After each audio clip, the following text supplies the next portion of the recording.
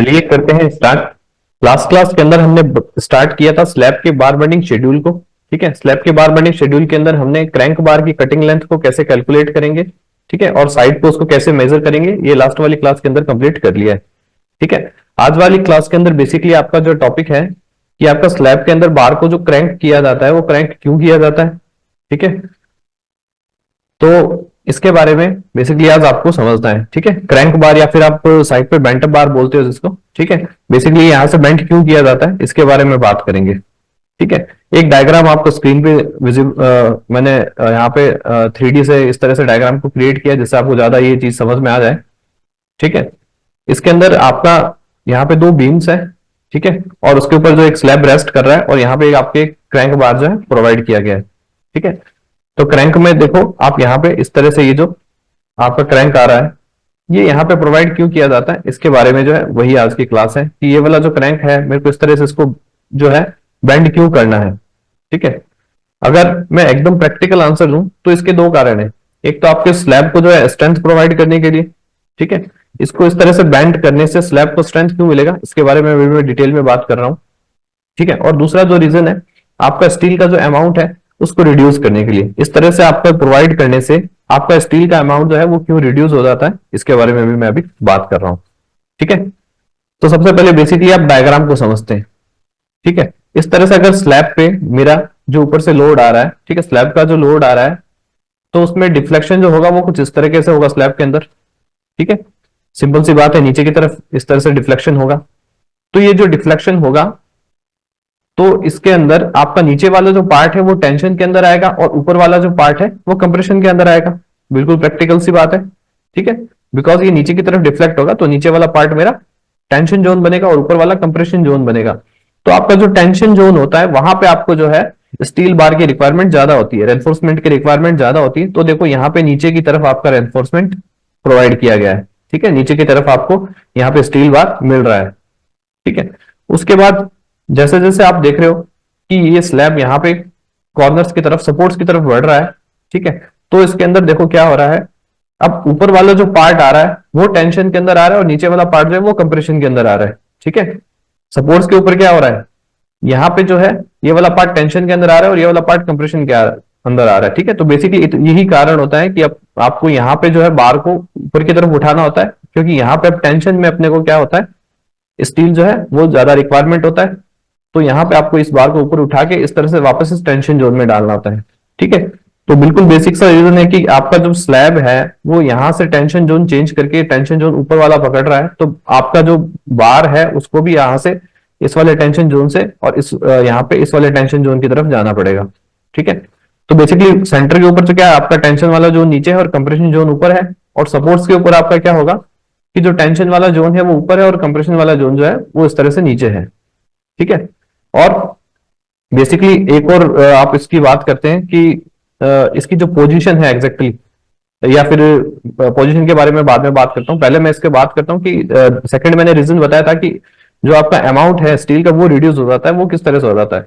अगर मैं यहाँ पे इसको टेंशन बार यहाँ पे अगर बार को इस तरह से बेंड करके ऊपर प्रोवाइड नहीं करता हूँ, ठीक है, अगर मैं इस बार को बिल्कुल स्ट्रेट रख देता हूँ तो मुझे कुछ एक्स्ट्रा बार्स प्रोवाइड करनी पड़ेगी यहाँ पे टेंशन यहाँ पे टेंशन वाले जोन के अंदर, क्योंकि यहाँ पे टेंशन जोन ऊपर की तरफ है तो मुझे यहाँ पे कुछ एक्स्ट्रा बार प्रोवाइड करनी पड़ेगी। ठीक है, तो एक्स्ट्रा बार प्रोवाइड करनी पड़ेगी तो आपको एक्स्ट्रा स्टील लगेगा।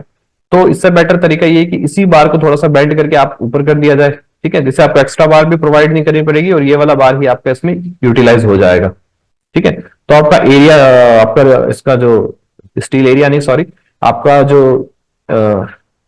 स्टील का जो अमाउंट है वो इसमें रिड्यूस हो जाएगा बिकॉज इसी बार को अपने यूज ले लेंगे यहाँ पे ऊपर। अदरवाइज ये बार आप स्ट्रेट लगाते और ऊपर कुछ एक्स्ट्रा बार प्रोवाइड करते दोनों तरफ।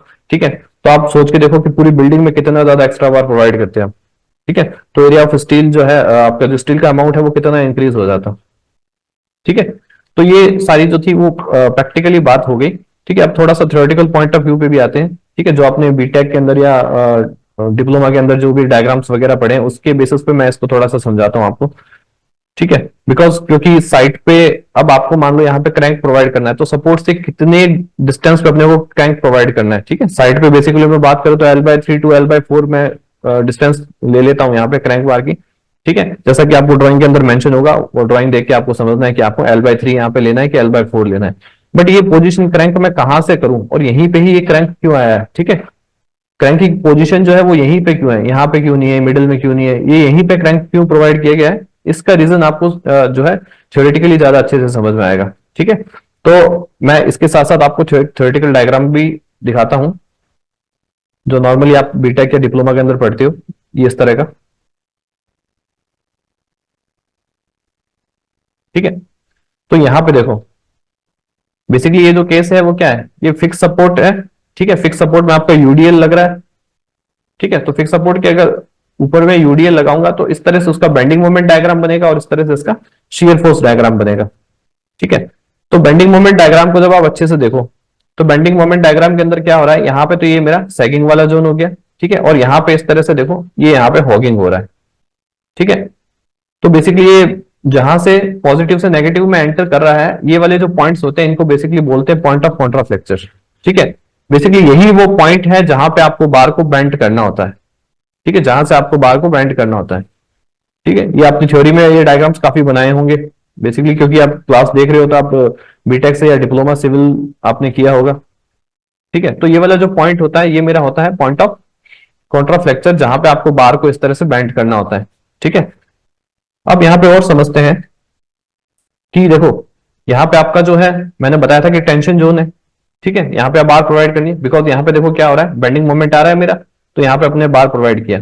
अब यहाँ पे जैसे जैसे ये सपोर्ट्स की तरफ बढ़ रहा है तो देखो क्या हो रहा है, सपोर्ट्स की तरफ जा रहा है तो मेरा यहाँ पे नेगेटिव बेंडिंग मोमेंट ज्यादा जनरेट हो रहा है। तो उसी नेगेटिव बेंडिंग मोमेंट को रेजिस्ट करने के लिए यहाँ पे आपको क्या करना पड़ता है, बार्स को ऊपर की तरफ मोड़ना होता है। ठीक है, उसके बाद इसके अंदर जो इसका जो मैग्नीट्यूड है, जो वैल्यू जो है वो है WL²/24। WL ये अपना साइट पे काम में नहीं लेंगे, ये थ्योरेटिकली इस डायग्राम को आपको बस एक बार एक्सप्लेन करने के लिए मैंने वैल्यूज लिखी है, WL²/12। ठीक है, ये इसका जो मैग्नीट्यूड होता है, ये अपने को साइट पे कोई काम में नहीं लेना होता है। ठीक है, तो इनको अभी आप याद रखने की जरूरत नहीं है। आपको ये ध्यान होना चाहिए कि ये वाला जो पार्ट होता है, ठीक है, पॉइंट ऑफ कॉन्ट्राफ्लेक्चर यहाँ कॉर्नर से कितने डिस्टेंस पे होगा। देखो यहाँ पे मैंने L/3 to L/4 लिखा है, बट थ्योरेटिकली ऐसा नहीं होता है। ये मैंने क्या लिखा है, एट साइट पे ऐसा होता है, साइट पे आप L/3 to L/4 पे लेते हो।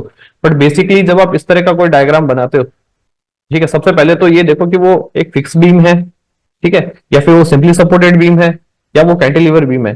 ठीक है, तो मैंने यहाँ पे एक रेंज प्रोवाइड कर दी है IS कोड से देख के। ठीक है, यहाँ मैंने लिखा है अकॉर्डिंग टू IS कोड 456/2000, ये जो रेंज आपकी वेरी करती है 0.1L से 0.25L तक वेरी करती है। ये वाली रेंज जो मैंने यहाँ पे एरो लगा रखा है, ये वाली रेंज, यानी कि आपका क्रैंक जो है कितनी सपोर्ट से कितनी डिस्टेंस पे लेना है, ये रेंज वेरी करेगी।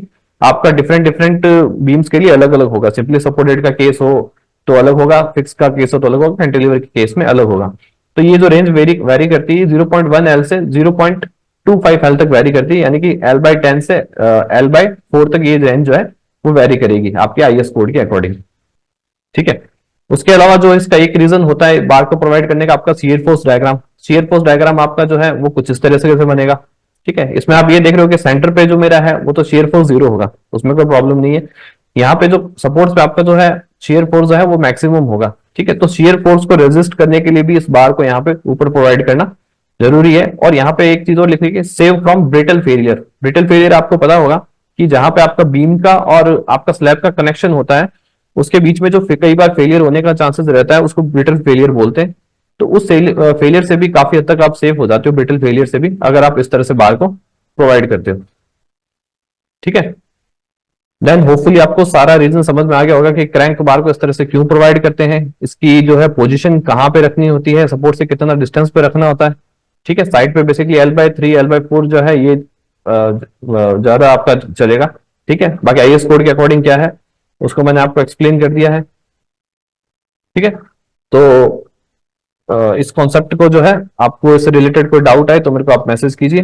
ठीक है, बाकी नेक्स्ट क्लास के अंदर हम इस बारे में पढ़ते हैं कि 1 वे स्लैब है या 2 वे स्लैब है, उसका जो बार बेंडिंग शेड्यूल इंडिविजुअली हम कैसे रेडी करेंगे उसके बारे में डेप्थ में बात करते हैं। चलिए करते हैं।